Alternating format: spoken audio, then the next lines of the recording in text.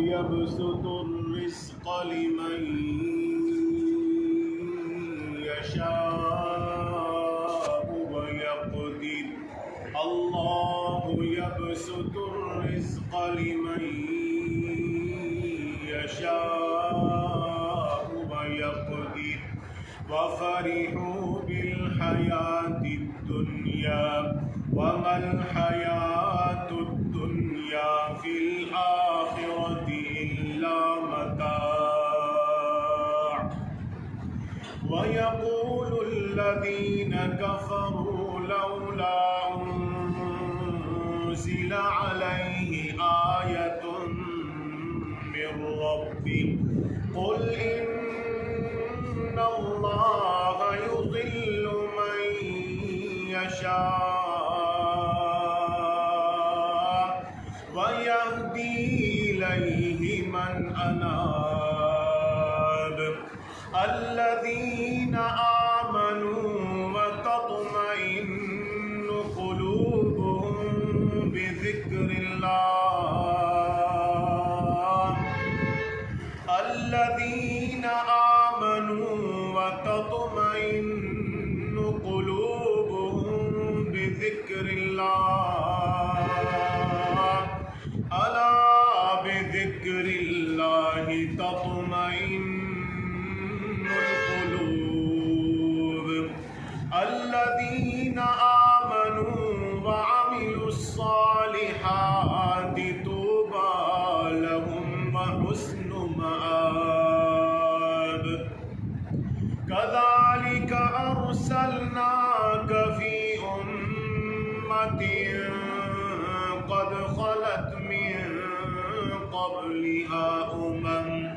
لتتلو عليهم الذي أوحينا إليك وهم يكفرون بالرحمن قل هو ربي لا إله إلا هو عليه توكلت وإليه متاب رب المشرقين ورب المغربين رب المشرقين ورب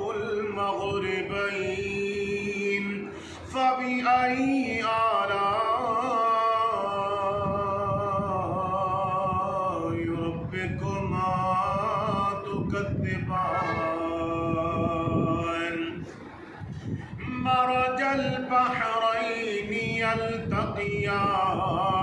يلتقيان بينهما برزخ لا يبغيان فبأي آلاء ربكما تكذبان يخرج منهما اللؤلؤ والمرجان يخرج منهما اللؤلؤ